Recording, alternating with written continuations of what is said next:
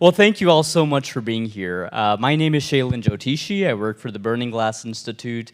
I'm also a fellow at the World Economic Forum and at New America. Research from all three organizations are informing our conversation today. And I have the really high honor of moderating this session with really trailblazing community college leaders and other leaders in this space who are thinking about the jobs of the future, the actual jobs of the future that are resulting from investments that the National Science Foundation has been making in emerging technology development. Show of hands, how many of you are familiar with the CHIPS and Science Act? Okay, so a little bit of a level set as pretext for this conversation.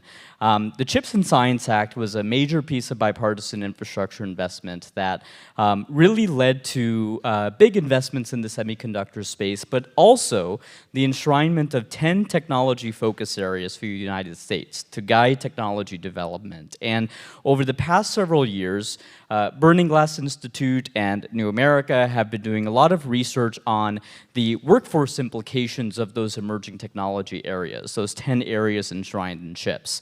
Many of our panelists you see on stage have been walking the walk of future of work training, and what we're going to do in our brief time today is hear a little bit about what each of them have been doing to respond to emerging technology workforce needs, and in a two-parter, get a sense of where funders and investors and others can help augment their work and chart out emerging technology workforce pathways of the future. Now, I did want to say, many of you may have expertise to add to this conversation, and I'd invite you to follow up with me if you'd be willing. We'll be writing a follow-up article that summarizes our panel takeaways, and we'd love to augment that with some of your perspectives as well. So I'm accessible, LinkedIn, Twitter, email, come find me, and we'll dive right in. So let's get the show on the road.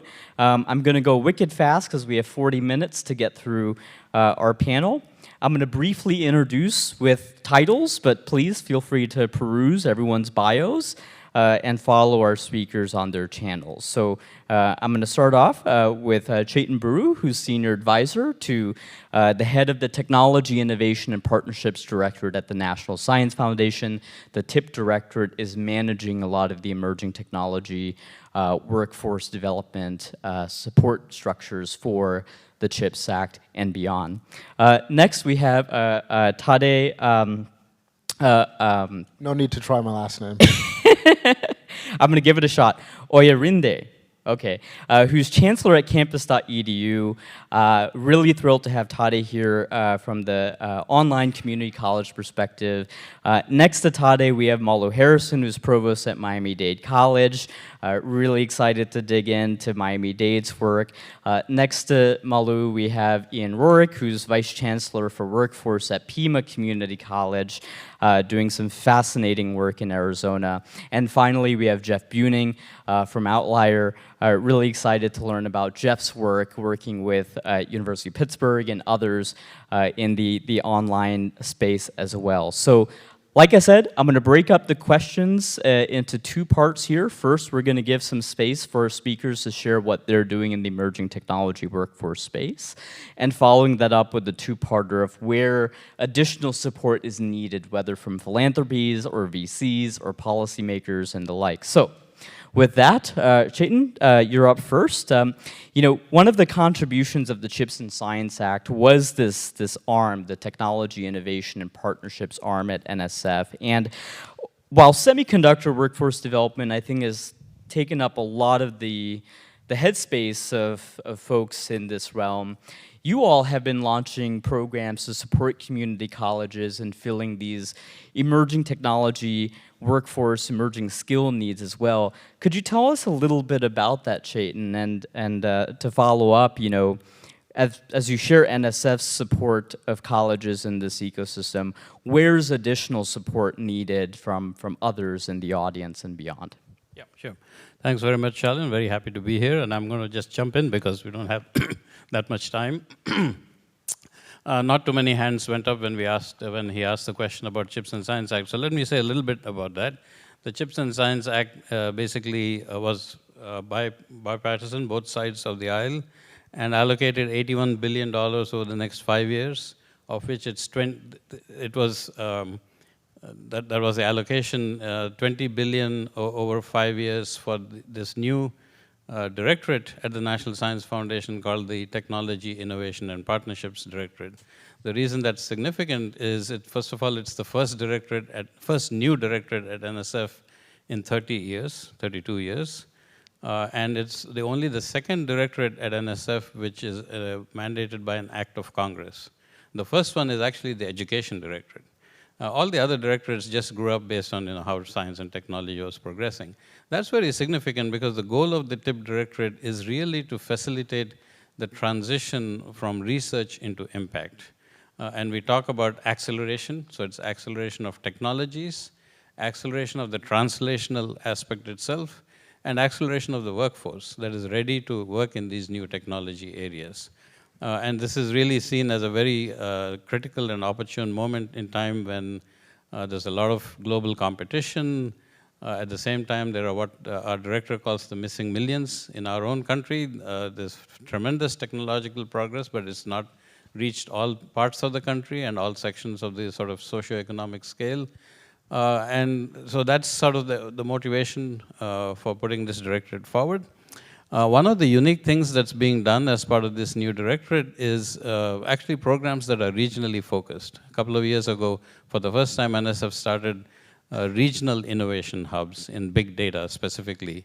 But now with this new Regional Innovation Engines project, it's the first time that NSF programs are focusing on what is the innovation capacity and capability within a region, and how do we unleash that in order to support growth in that region, but also adding to the overall national capability and economic well-being. There are also, and we are very purposefully having programs that try to help a broad range of institutions participate in this. So the Regional Innovation Engines is looking for multi-sector. By the way, almost everything we do is multi-sector, requires academia, industry, government, local government, etc. And some of the institutions may not be ready, even though they have very smart people and a lot of innovation going on, they may not know how to participate in this. So in addition to the Regional Innovation Engines, we have a program called EPIC, which is enabling these kind of institutions to come up and play a role in that. We have another called ART, which is Accelerating Research Translation. Again, these might be bigger institutions that might have some research capability, but they may not be your, the top R1 schools. If you're sitting in San Diego, you can think of UCSD, which is up the road here, or even further up the coast is, Stanford and places like that. But at the same time, there's a lot of innovation going on, so there are programs for that. And let's see. Excellent is a program that's actually enabling community college programs for taking kids who are in community colleges and then getting them ready for these new technology areas. Okay, maybe I'll stop there for time, and we can come back. You can get a sense of alphabet soup in Washington with ART and EPIC and Excellent, but I mean, these are real dollars supporting community colleges and expanding pathways to these emerging jobs, and I think that's just really exciting. Now, going to the on-the-ground perspective, Ian, Pima has really walked the walk of emerging technology workforce training.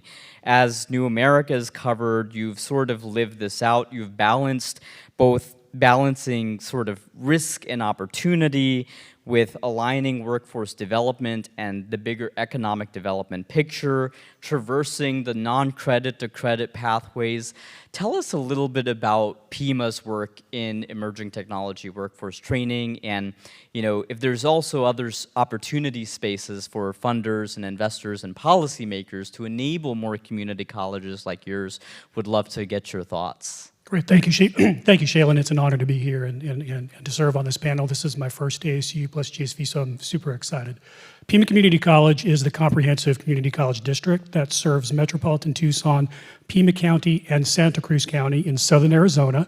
Metropolitan Tucson is approximately 1.1 million people, and that's the largest center that we serve. But we have centers both urban and rural throughout our community, including those we serve on the ancestral homelands of the Pasco Yaqui people and Tohono O'odham tribe. With that context, we are smaller than our neighbor to the north, metropolitan Phoenix, where you may have read and heard that through the CHIPS Act, TSMC is expanding from Taiwan into Arizona from a national security perspective. But those chips impact the primary sectors where we're growing in southern Arizona, which are mining, aerospace and defense, and also an ASUS hub for vehicles, which is autonomous, connected, electrical, and shared. Like many community colleges, Pima has long been adept at meeting the local workforce development needs of our small and medium-sized businesses. That's in our mission, it's in our charter. And like many community colleges, we struggled for years to respond to the needs of business and industry. So 8 years ago, we started on the trajectory of not looking at only responding to the needs of business and industry, because if you're only responding, you're always one step behind. But from an economic development context, working with those business and industry partners who are seeking to relocate or expand in southern Arizona, and that may even have a national profile or a national presence. So through this ASUS, or Autonomous, Electric, Connected, and Shared perspective, we have been in the room with economic developers, local government, and business and industry to serve companies such as TuSimple. TuSimple is an autonomous vehicle company that has a Chinese branch as well as a United States branch, headquartered here actually in San Diego.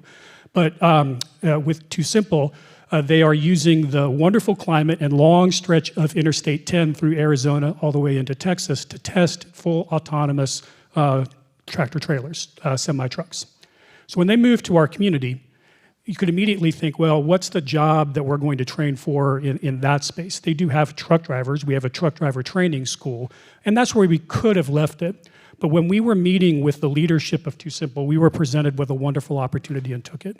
And that was to work with their engineers and our faculty together to develop the nation's first community college offered autonomous vehicle driver and operations specialist program, involving faculty from IT cybersecurity, automated industrial technology, automotive technology, truck driver training, and logistics. So it is truly an interdisciplinary program with one purpose and one purpose alone: to help the truck driver who ultimately will be displaced, the long-haul truck driver who ultimately will be impacted and displaced. It's a question as to when, but not if.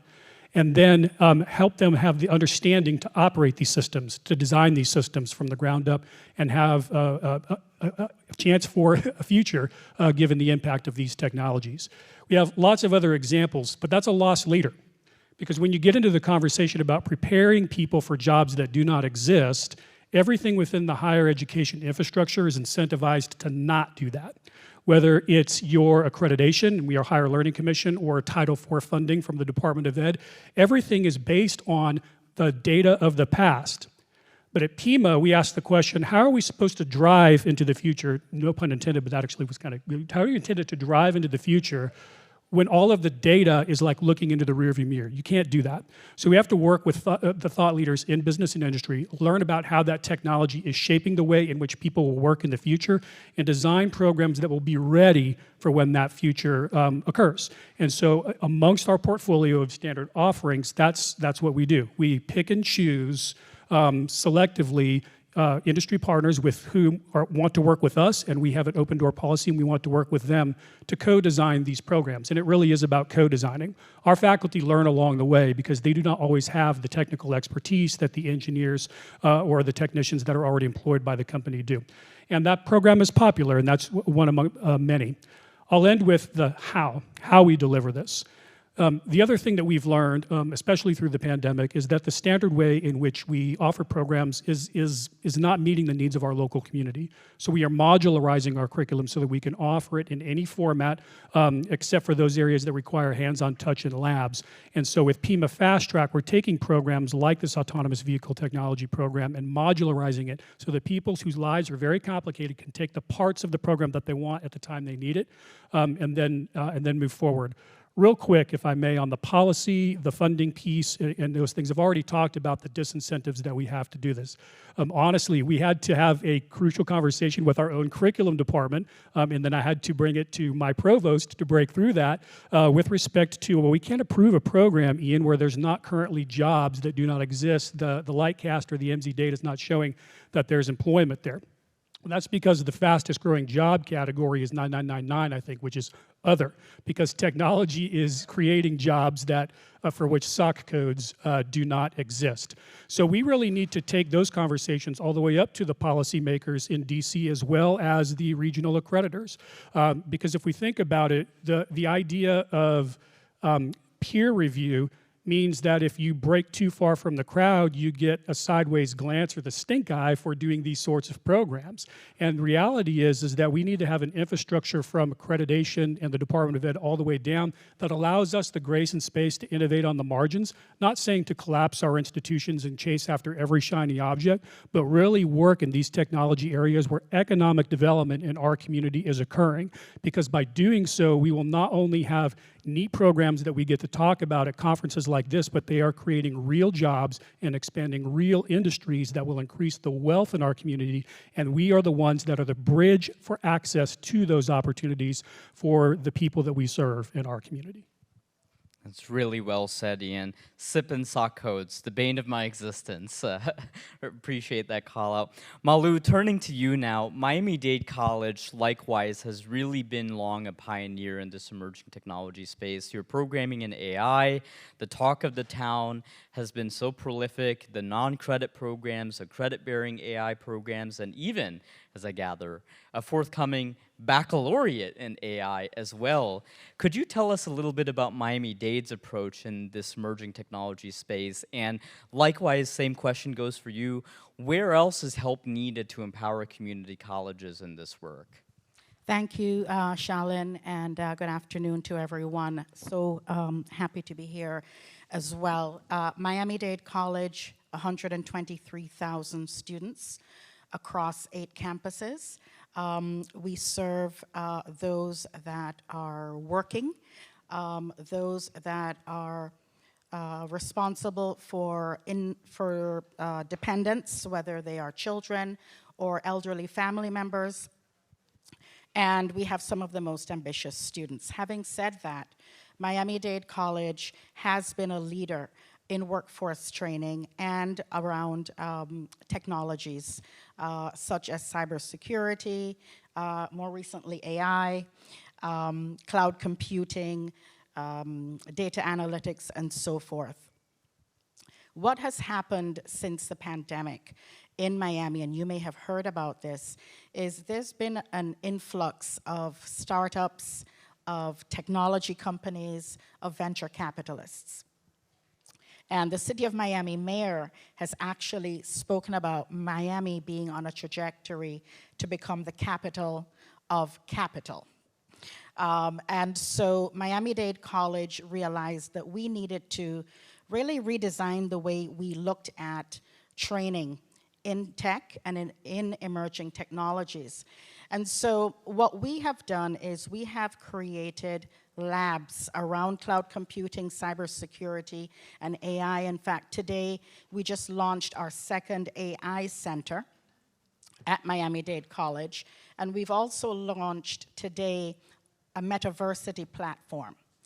How are we doing that as a community college with very little in terms of resources? So we are leveraging, for example, and thank you to NSF, who's been a funder for Miami-Dade College, particularly in women in STEM and moving women forward.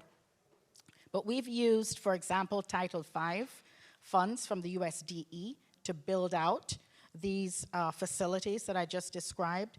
We've also used USDE funds and EDA funds to build out and provide scholarships for students. Community colleges, as you know, are always strapped for funding. And so if you were to ask me, Shalin, as you have in terms of replicable strategies, it's around looking to partners to garner funding and resources to support the trajectory of our programs. And so we have garnered a $10 million EDA grant. And what Miami-Dade College did with that was to convene a consortium of private and public companies, governments within South Florida, and also the universities and other institutions. What we've done there is we have about 200 companies that have come to the table around this EDA grant to say, we will hire your graduates. And what we have said to them is, well, what do you need? And this is how this EDA consortium of private, public institutes, as well as companies has come together to, again, move along the needle in terms of workforce education, but also connecting students directly to jobs in the emerging technologies fields.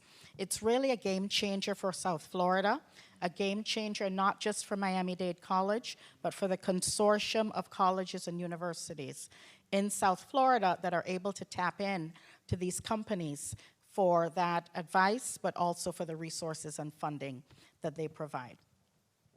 We also talk about the blurring of non-credit and credit, which has also been a strategy that Miami-Dade College has used to create on-ramps and exit points along the way from non-credit to the baccalaureate degree, for example, in data analytics that we offer at Miami-Dade College, so that individuals that come in per se at the non-credit level are able to earn badges as they move along in these various areas toward micro-credentials. Those micro-credentials and badges stack up to college credit certificates.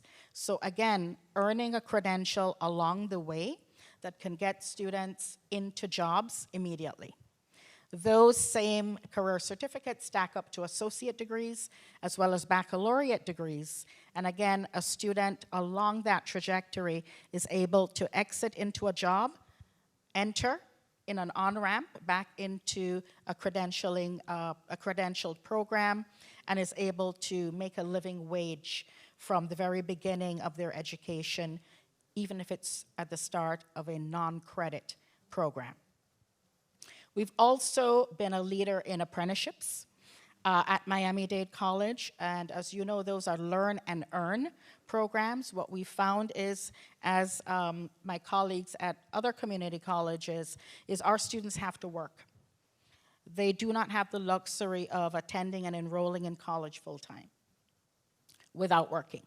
And so these apprenticeship programs in all areas, in nursing, in automotive technician, in banking, in help desk, in logistics and supply chain, have really provided students an opportunity to learn and earn and get their foot in the door with a living wage that then leads to a guaranteed job with the company that's providing the apprenticeship program.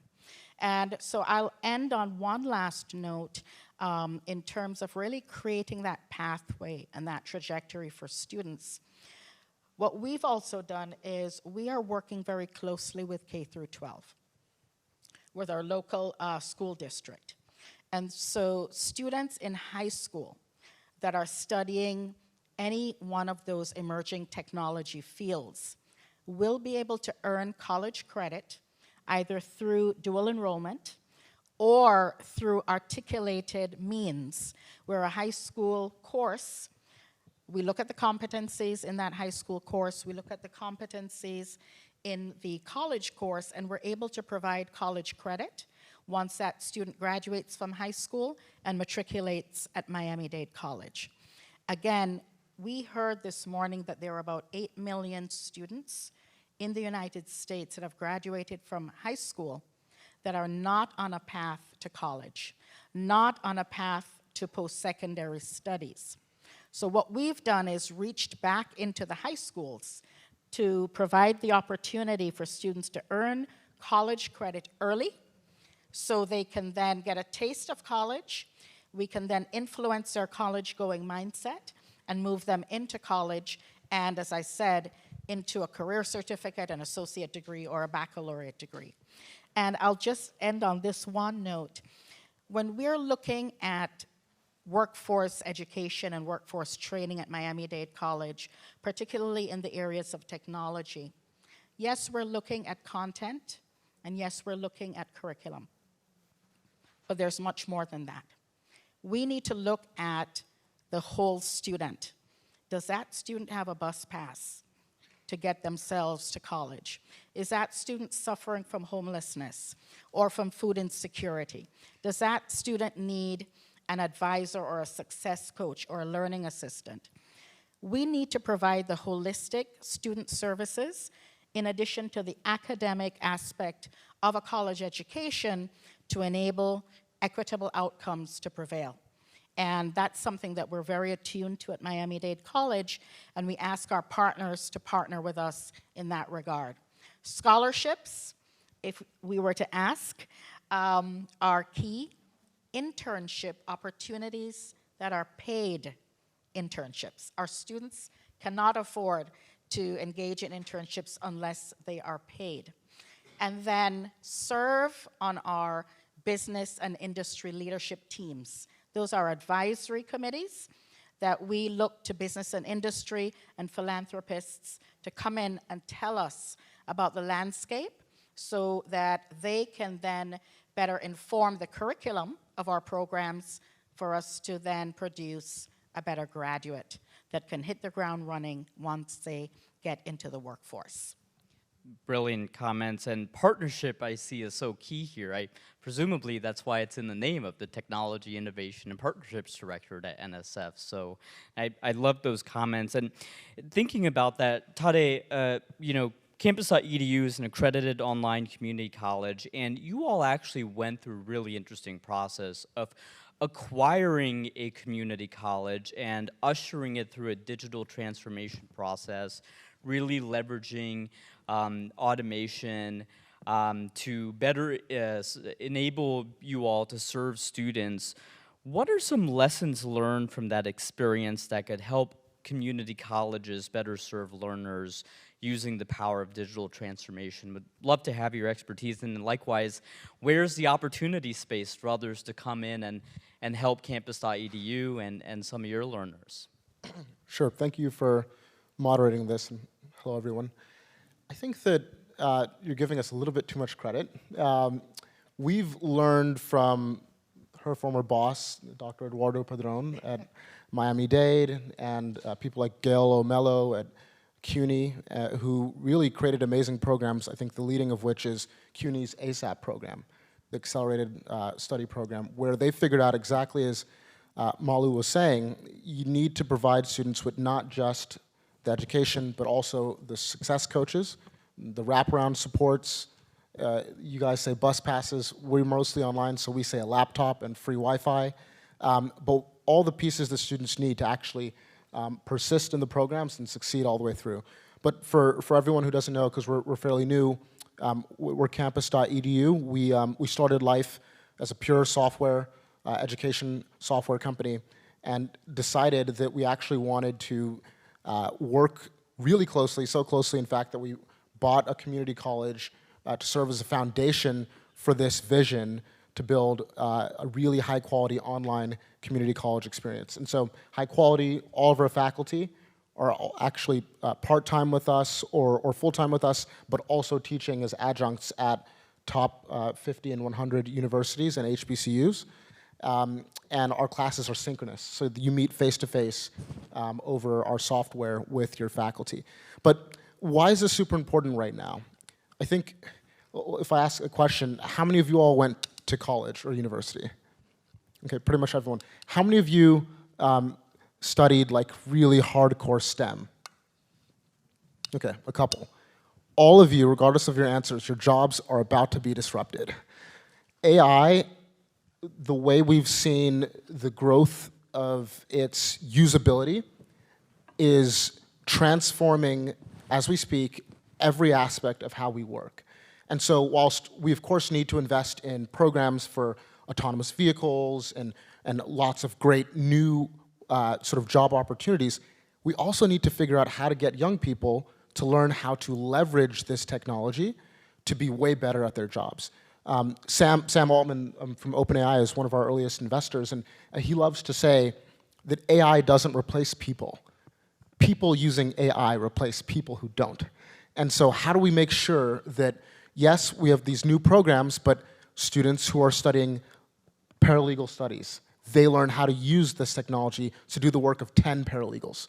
How do we make sure that computer programmers, who are studying full stack software development learn how to use that technology to do the work of 10 coders, right? And so we've been trying to be very thoughtful about what that looks like. I think our country needs it now more than ever. You know, when we think back to the last time there was a sea change like this, was when we offshored a lot of our manufacturing jobs overseas. This time it's coming for our jobs, and it's really going to be an interesting transition to see how the policymakers respond, given it's the four-year university grads who are going to be disrupted. And so what we're trying to do is basically bring together a high-quality online learning experience, provide the wraparound support for students, offer it at low cost, so our tuition is below Pell, and the vast majority of our students can attend completely free in terms of tuition costs. And then also make sure that across the board, in every program we're offering, we're rethinking this to say, what does a paralegal in 2025 need? What are the core skills you're going to need to do that job well? You know, what are the core skills that a graphic designer needs in 2025, in 2030 to do that job well? Because they don't look at all similar to how they looked just 5 years ago. So thanks, and happy to be here. That's really insightful comments, Tade, and I count myself as lucky because I know some folks who can offer me some discounts, at least at Pima College, Miami-Dade, and Campus.edu for my upskilling. So, Jeff, coming to you, really good segue now. You know, Outlier has done a lot on offering on-ramps from non-traditional learning into your pathways, your credit pathways. We've heard a lot about skills-based hiring. We've heard a lot about skills-based education. We all want to recognize folks who are skilled through alternative routes. Outlier has actually sort of operationalized that in many ways. What could you tell us about sort of Outlier's approach and how that could help colleges, as Tade was alluding to, either reskill or upskill into these emerging jobs and these emerging skill clusters that might manifest in existing jobs? Would love to have a little bit of your perspective. And then, again, opportunity space for others to support your work and the colleges that you work with in this space. Yeah. Well, firstly, thank you for having me. It's an honor to be joining all of you up on this panel. It is, I'll give you a little context on the company and kind of how we are playing in some of the community college space. So similar to Campus.edu, we are an online for-credit college course platform, Outlier.org. We partner with universities that actually then provide the credit. And so we offer individual courses directly to the students that it's open access through, and University of Pittsburgh provides credit for those courses. And we've now built enough of a curricula set that we've launched associate degree programs. As of this January, we had our first cohorts with our partner, Golden Gate University. And so we launched 3 associate degree programs called Degrees Plus. And we call the plus is intentional because as it relates to this panel, we set aside at minimum 12 of the 60 credits to be incorporating workforce-based learning and professional skill building. So we've got a great partner in Golden Gate University that works with us on assessing third-party, resources for learning that are related to industry, to trade, could be apprenticeship-based experiential learning, and so we've already built a network of dozens, soon to be hundreds of options that students can consider taking, pursuing, or working within to attain the plus part of their degree at Outlier and Golden Gate University. So that's kind of a key component as we think about how critical it is to learn beyond just some of the traditional curricula to get a degree, but also have that be applicable toward the workforce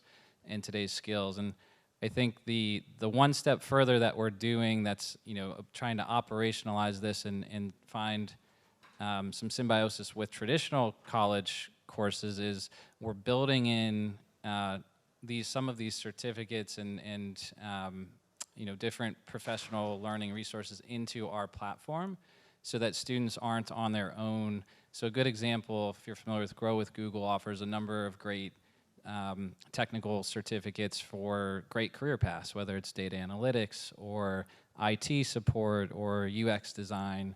The challenge is students largely are on their own accord to complete these curricula that could take 6 months all the way to 3 years without a lot of wraparound support and services and so forth. And so what we're doing is, in partnership with Golden Gate, we're building these into our LMS, and we're adding the wraparound service and support, and you're following a rough schedule and structure to complete these. We modularize these as well, so you have set points. So a 12-credit Google Analytics certificate you do over the course of a couple terms, and you get credits along the way so that you can build sort of set points toward your degree along the way there. And so I think the nice thing is we can work with any number of, platforms and providers that are trying to teach the skills of the future and build that into the curricula. And we have a partner who's very forward-leaning to try and have that as a key requirement as a path to your degree. I think Malou mentioned the getting in and helping even the high school segment. That's an area we're also starting to take. So we have these offerings. We're also going to offer them to high schools as dual enrollment options. So we just announced yesterday a partnership with Urban Assembly and New York City Public Schools, where we're offering our financial accounting course to high school students, and it's funded by the Deloitte Foundation to help with sort of that exposure to professions that you may not have and may never consider if you didn't have that earlier. And so we're excited to offer these professional certificates for credit as well for high school students across the country, where you can get sort of the trifecta of high school credits, college credits, and a industry certificate, which can help you, in getting that first job and so forth. So, Brilliant. Well, I think we have time for a couple of questions from the audience. So we're going to open up the floor and see what questions are out there. So just feel free to raise your hand if any questions come up. Yeah, please. If you could introduce yourself as well.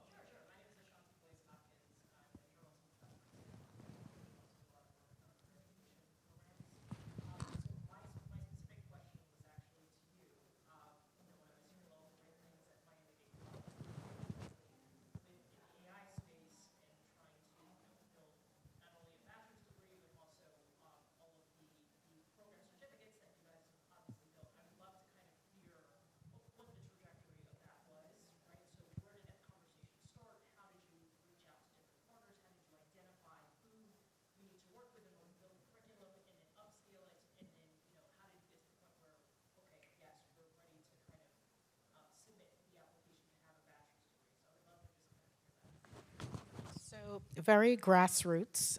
One of our CIS professors, forward-thinking, as you were saying, looking forward to the future of work, came to us and said AI is the future. This was, I want to say, about a year and a half before the pandemic, maybe 2 years.